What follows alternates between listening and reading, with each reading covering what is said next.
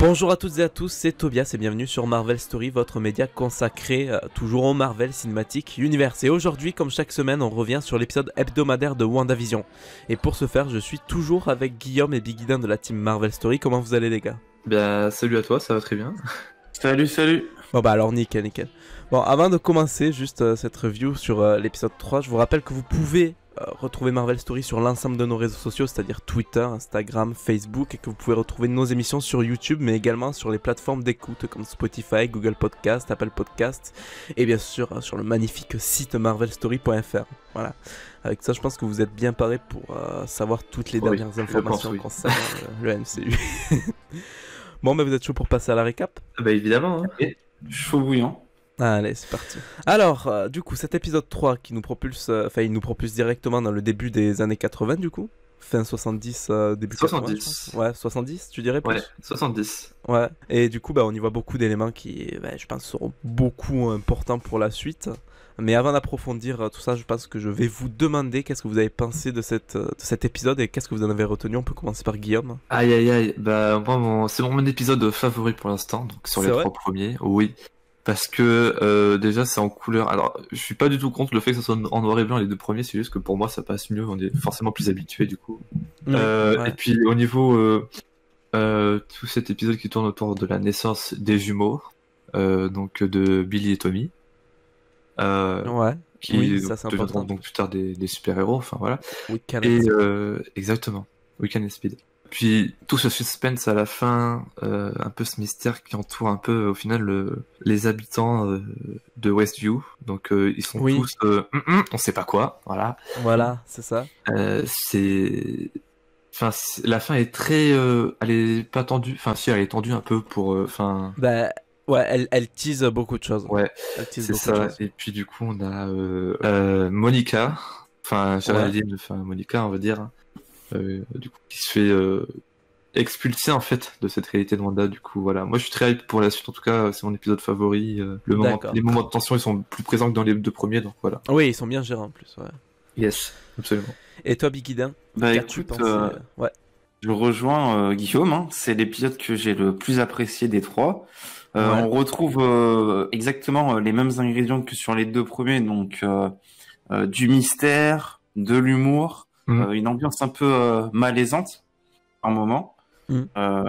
Puis c'est le fait que t'aies tous ces indices vers de potentiels personnages qui pourraient apparaître dans le futur de la série qui me hype. Donc non, franchement, c'est un épisode maîtrisé, parfait. Rien à dire. Il y a même pas de, je trouve qu'il y a pas de point négatif. Il y a pas de point. Pas spécialement. Ouais. Non, moi non plus, j'ai pas noté de points négatifs. Je pense que moi à chaque podcast, je vais être là en mode, je vais revenir à chaque fois sur l'écriture, parce que vraiment, l'écriture de cet épisode est toujours aussi bien maniée que les deux premiers, parce que il y a toujours le côté sitcom du coup, mais c'est maîtrisé et vraiment, ça s'adapte bien à l'humour des années fin 70, tout ça, donc vraiment là rien à redire. Et du coup, comme je disais tout à l'heure, on va revenir sur plusieurs points qui moi m'ont marqué pendant l'épisode, et d'ailleurs vous aussi vous pouvez on va réagir de ça tous ensemble, et notamment sur le point qui semble confirmer que Westview est en fait une immense prison pour les personnages. On y voit, il y a plein de références, et notamment quand le docteur il dit quand il va partir en vacances, qu'il dit je crois pas qu'on va partir, en fin de compte les petites villes sont comme des forteresses difficiles à fuir. Vous en avez pensé quoi de cet aspect un peu prison qui en révèle quand même pas mal à mon avis sur la suite de la série? Bah c'était un peu ce qui se tramait dans les deux premiers épisodes, ce qui nous laissait présager ça. Ouais. Et là c'est comme tu le dis, c'est la confirmation. Puisqu'à la fin on voit Monica se faire éjecter. Ouais. Mais je te rejoins sur l'idée de prison. En fait, t'as l'impression qu'il y a une sorte de dôme en fait. Ouais. Et qui est vraiment une réalité propre à Wanda et au perso de cette ville. Et t'en as une autre, du coup, qu'on découvre à la fin de l'épisode, qui est vraiment la réalité. Ouais. Ouais. Et toi, Guillaume? Eh ben, il faut rejoindre là-dessus. Ce côté prison un peu chelou qui évolue au fil du temps. C'est assez intéressant et intriguant. Et j'irais même plus loin, en fait. On a limite l'impression d'être dans... Du coup, on est bien dans ce concept de réalité de Wanda. Mais en fait, ça me rappelle un peu, enfin limite d'un concept de matrice qui bug aussi. Genre, oui, complètement. On a le personnage qui s'appelle Herb qui, avec son taille E là, enfin je sais pas comment ça s'appelle en vrai, bref, qui coupe le mur, qui sépare son jardin à celui de Vision. Et après il continue. Ouais. Alors qu'il trouve ça lui totalement normal, mais sauf que Vision il remarque quelque chose qui bug et après du coup. Mais ouais, les bugs dans cet épisode sont beaucoup plus. Moi ils m'ont beaucoup plus impacté dans celui-là. Mais tu vois, en fait j'ai l'impression que les pouvoirs de Wanda tout ça, en fait j'ai l'impression que les gens ils savent, ils ont tellement un environnement chelou que ça les choque pas au final. Quand tu vois le personnage de Teyonah Parris, c'est la Géraldine, donc Monica Rambeau, qui est dans la maison où tout tourne, elle essaye de, enfin elle pense que c'est rationnel. Oui. C'est pas, pas rationnel dans le sens de la science, quoi. Après, moi, je me demande si, justement, Monica Rambeau, du coup, comment elle s'appelle déjà, Géraldine? Géraldine. Si justement, pour moi, elle sait, elle est consciente. Elle joue elle joue juste un rôle, je pense. Quand Wanda a évoqué Pietro, pour moi. Ah, genre un déclic? Ouais, alors pour moi, en fait, elle est rentrée consciemment dans la réalité, mais du coup, elle a été prise au piège. Ouais. Et du coup, quand un élément de la réalité extérieure, de la vraie réalité a été évoqué, ça lui a fait, ça l'a peut-être débloqué, tu vois. Ah, peut-être. Ah, je sais pas. Quand son expression de visage, elle commence à changer, en fait. Ah, il faudrait que je revoie, mais... Alors, à part si elle joue incroyablement bien l'immense faux cul, désolé pour toi. Mais, enfin, à part si elle joue bien l'agent infiltré, alors, ce que les agents du SWORD peuvent peut-être faire, hein, je ne sais pas. Oui. Je pense. Mais moi, ça m'étonnerait, je pense vraiment qu'elle était sous l'influence de la réalité de Wanda jusqu'à que cet élément extérieur soit évoqué. Oui, mais du coup, toi, t'en penses quoi, Guy, de ça? Bah écoute, je suis d'accord avec Guillaume, encore une fois. Le fait que, en fait, j'ai l'impression que quand tu rentres dans la réalité de Wanda, t'es influencé par l'environnement de Wanda que Wanda a créé. Et une fois qu'il y a un petit rappel de la vraie réalité, bah t'as l'impression que le personnage reprend conscience. Et du coup, on l'a vu avec Wanda qui, bah du coup, ça lui a pas du tout plu. Et ça s'est fini comme ça s'est fini, quoi. Ouais. Donc, et puis même sans ça, enfin même les personnages, les voisins commencent à se douter qu'il y a quelque chose. Enfin, ils savent qu'il y a quelque chose, mais ils savent pas quoi exactement. Enfin, ils arrivaient pas à dire les fins de mots, enfin les fins de phrases, tout ça. Quand Herb il dit, on est tous, et après ils y arrivaient pas, quoi. C'est ça, oui. Et Agnès semblait lui dire que non, c'était pas le bon moment. Agnès semblait être en dehors du. Elle semblait complètement être indépendante. Enfin, je veux dire. C'est ça. Ouais. Je suis d'accord. Je sais pas. Moi, là-dessus, je suis pas forcément d'accord. Alors, je sais pas si vous avez fait attention à ce détail, mais lorsque Monica est éjectée, on a le panneau de la ville, donc Westview. Ouais. Et on a des logos tout en bas. Et on a un logo qui représente un œil. Et j'ai l'impression que ça symbolise un peu le fait que il y a une personne à l'intérieur qui sait ce qui se passe dans la réalité. Je sais pas si vous avez pas du tout vu sur ce logo en tout cas. J'ai l'impression que justement Agnès, c'est la personne qui, c'est peut-être la seule personne de la réalité de Wanda qui sait ce qui se passe à l'extérieur. Ouais, je pense. Interprété comme ça. Ouais, je pense, du coup, elle sait ce qui se passe à l'intérieur aussi, du coup. Et oui. Voilà, ouais, c'est ce que je voulais dire, c'est qu'elle était indépendante. Enfin, elle était pas sous le contrôle de Wanda. Ah oui, d'accord. Ouais. Là-dessus, je te rejoins. Bah, du coup, moi, je pense, je maintiens toujours ma théorie sur elle, sur le fait qu'elle est Agatha Harkness. Enfin, je pense. C'est le fait que ce soit Agatha Harkness. Ouais, je pense. Ouais. Une autre grosse partie de l'épisode aussi, on repose sur la grossesse de Wanda. Oui. Donc un accéléré un peu bizarre qui lui fait perdre un peu le contrôle de ses pouvoirs. Et au final, elle donnera naissance du coup à... C'est quoi déjà Tommy et Billy. Tommy et Billy. Et du coup, qui font directement référence à Wiccan and Speed. Vous en avez passé quoi de cet aspect-là de comment la grossesse de Wanda a été gérée et comment, qu'est-ce que les deux petits peuvent apporter pour la suite? Bah déjà, c'était hyper rapide. Enfin, il me semble qu'il y a 12 heures d'écart entre la fin de l'épisode 2 et 3. Il me semble qu'au début, ils disent, il me semble que Vision et Wanda évoquent un nombre d'heures depuis le début qu'elle est enceinte. Ouais. Et au final, ils mentent au médecin, ils disent que ça a duré 4 mois. Je crois que c'était 12 heures, ouais. Ouais, il me semble que c'était 12 heures. Et du coup, ouais, j'ai très hâte de voir les jumeaux, de voir les pouvoirs de Speed. Donc qui va avoir les pouvoirs de son oncle, Pietro. Je pense qu'on y reviendra tout à l'heure parce que c'est un élément important. Et Wiccan qui a des pouvoirs assez similaires à Wanda. J'ai hâte de les voir et de voir du coup après la série les Young Avengers. Donc ça toi toi, tu le veux, ça.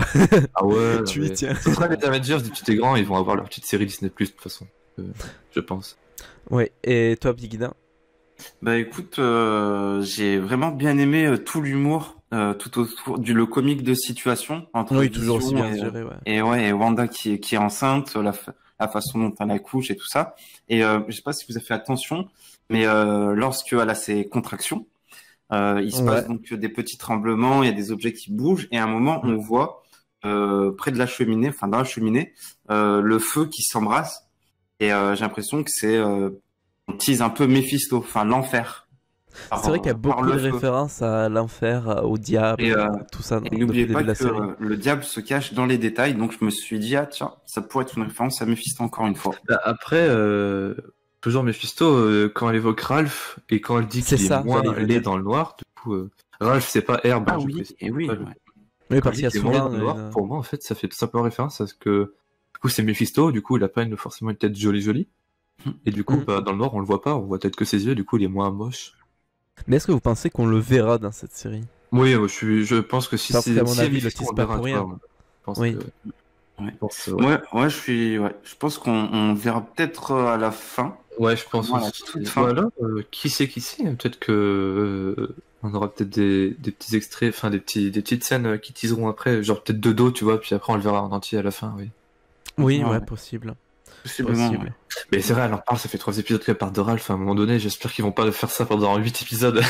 Ouais, mais qui est ce Ralph? Et avant de passer à un autre point que je voulais aborder, j'avais juste envie de parler de quelque chose qui, moi, a retenu mon attention, pardon.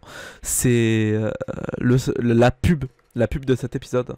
Oui. Qui, pour moi, a presque pas... Enfin, peut-être qu'elle en a, mais a pas vraiment de lien avec les 2 premières qu'on a eues, qu'on pouvait du coup théoriser un peu un traumatisme pour Wanda, genre le premier c'était Stark, le deuxième c'était on a toujours Strucker. Ce rapport à Hydra. Oui, voilà, c'est ça. Et là, du coup, c'est étrange d'avoir Hydra. Savon bleu d'Hydra. Ouais. Bah, alors, à ce qui paraît, ça fait une référence directe aux agents du Shield. Ouais, en saison 4.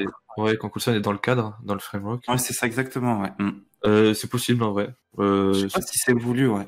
Oh, bah, écoute, ça fait quand même une drôle de coïncidence, sinon, je trouve. Non, je pense que c'est une référence, tu vois.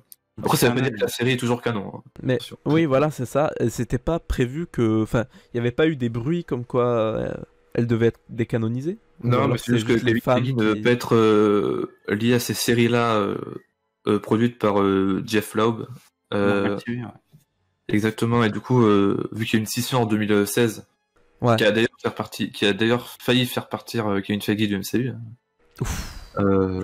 Et du coup, depuis 2016, ces 2 entités étaient séparées. Du coup, maintenant, aujourd'hui, c'est Marvel Studios qui a le contrôle total sur tout ça. Ouais, mais c'est quand même étrange que ce qui est une moi, je pense que c'est une simple référence, tu vois. De toute façon, pour moi, elle sera décanonisée bientôt, je pense. Enfin, il faudrait demander au patron comment ça se passe. Mais pour en revenir du coup à ce savon, moi j'ai été surpris. Je me suis dit, je m'attendais peut-être à un clin d'œil justement à Pietro, à Ultron, et au final on nous reparle d'Hydra, donc oui, ça. Là, du coup, ce que je voulais dire, c'est que du coup on nous parle d'Hydra, on nous reparle d'Hydra, mais je pense que Hydra du coup va revenir dans le MCU, peut-être pas forcément dans WandaVision, mais je pense que tu vois c'est des choses qu'on nous tease.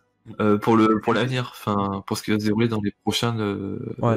D'ailleurs, il y a, je sais pas si vous avez fait attention, à un moment on voit un personnage, on l'a déjà vu dans les 2 premiers épisodes, qui tient un journal. Oui. Et on voit Dottie, je sais pas si c'est Dottie ou pas. Et la blonde. Ouais, on la voit à un moment et on voit aussi son mari, non ouais, le moustachu là, ouais, il a une moustache, ouais. Et il tient un journal et j'ai l'impression que sur ce journal, on va faire attention, il me semble que c'est écrit Hydra. Ah, je crois que quelqu'un l'a relevé aussi. Possible, ouais. Donc il y a des petits clins d'œil à Hydra, donc ça suppose une renaissance, je sais pas. Hydra ne meurt jamais en théorie, puis de toute façon il y avait il y a des rumeurs comme quoi du coup Chris Evans reviendrait dans son rôle de Captain America, mais en fait pour jouer Captain Hydra. Ouais, je suis pas fan moi perso. Mais en multivers, pas dans la réalité principale. À voir. Et autre chose aussi sur lequel je voudrais revenir, c'est sur Vision. Alors j'avais dit dans les 2 premiers lors de la preview de la semaine dernière que Vision avait pas conscience qu'il y avait des problèmes dans la réalité de Wanda. Et en fait, il y a une scène où Vision parle à Wanda en lui rapportant qui a des bugs. Et Wanda fait rembobine, comme à la fin de l'épisode 2. Je pense que Vision, c'est comme conscience. Ouais, je pense que il est comme les voisins, il est comme les habitants. Je pense qu'il sait que quelque chose ne tourne pas rond. Après, je sais pas, Tobias, ce que tu en penses. Bah, en vrai, dans l'épisode 1, il y avait déjà des moments un peu où Vision remarquait des choses étranges. Genre, dans le premier épisode, quand il va au travail et qu'il demande en quoi consiste un peu du coup le travail qu'il fait, parce qu'il remplit que des formulaires informatiques, mais il a aucune idée de ce qu'il y a derrière, et les gens qui travaillent, eux non plus, n'ont aucune idée de ce que la boîte produit et tout ça.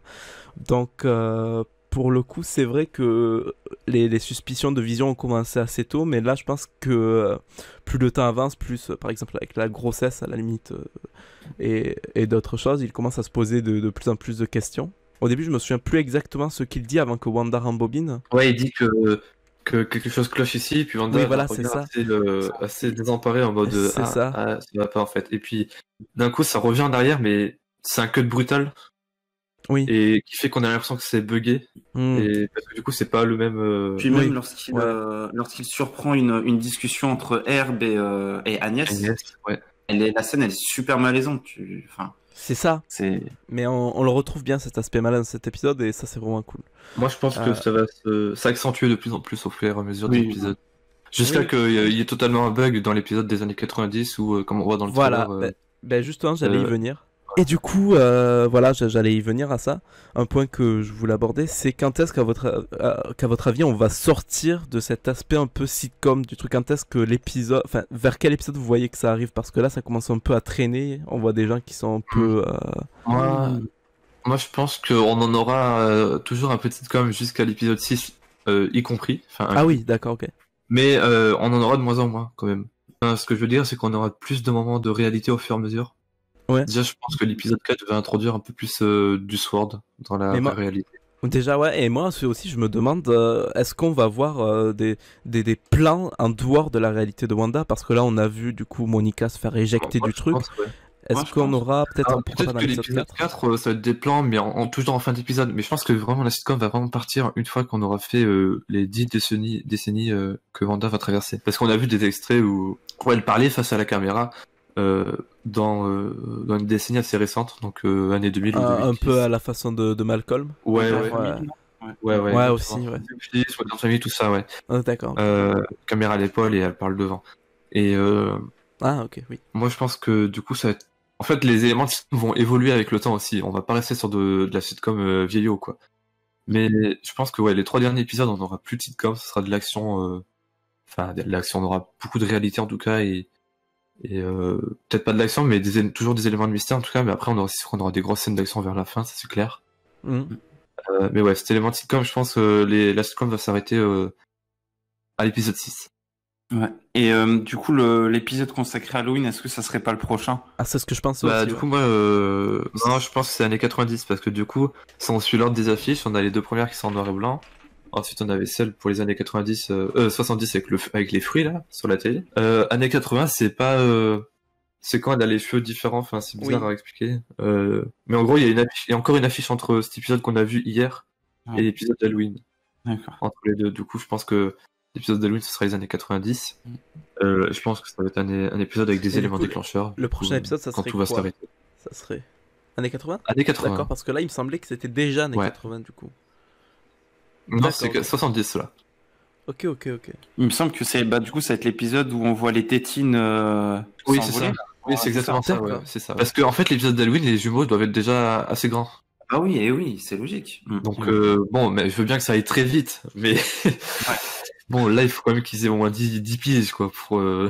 Et du coup, avant de finir, on peut parler de Pietro. Moi, je trouve que Wanda est de plus en plus menaçante. Ouais. Dans son regard, dans sa gestuelle. Oui. Et c'était sympa d'avoir cette petite référence. Et le fait que Monica lui rappelle que son frère a été tué par Ultron, ça l'a foutu en rogne, et puis elle l'a éjecté de sa réalité. Mais j'ai trouvé ça bien amené. Le fait qu'elle s'aperçoive que son pendentif censé représenter le Sword, ça lui a évoqué quelque chose. Ouais. Donc très intriguant, et Wanda elle est vraiment menaçante. Oui, c'est je ça. pense que ça va monter au fur et à mesure des épisodes pour qu'elle puisse on ressent vraiment la menace qu'elle incarne quoi, au sein de cette ville.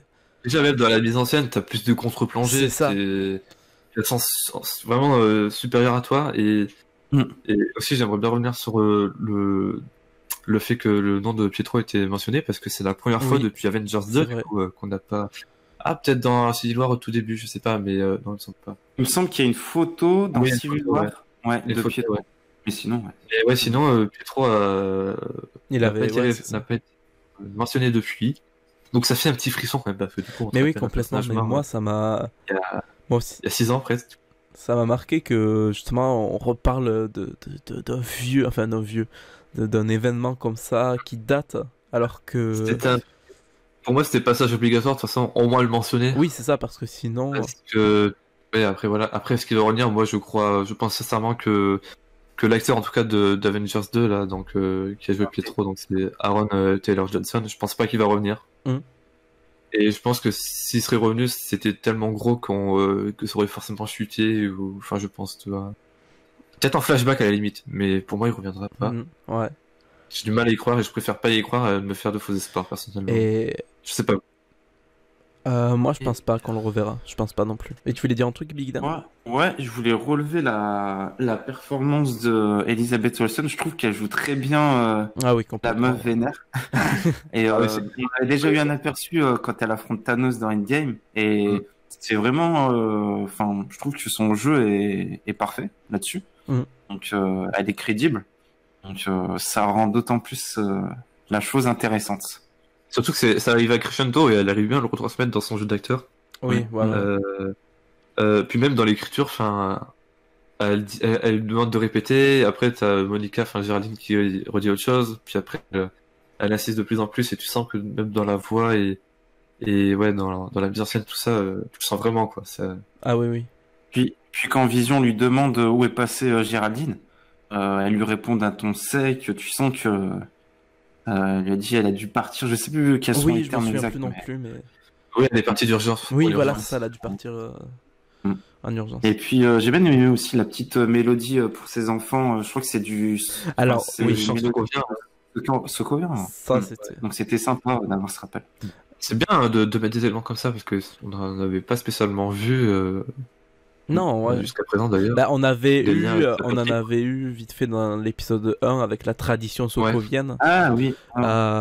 Mais sinon, je pense pas qu'il y ait eu plus d'éléments que ça, quoi. Moi, je parlais du MCU en généralité, ouais, c'est vrai qu'on n'a pas plus eu de... À part dans Civil War où Vision est censé préparer un plat spécial de son pays. Ah oui, ouais.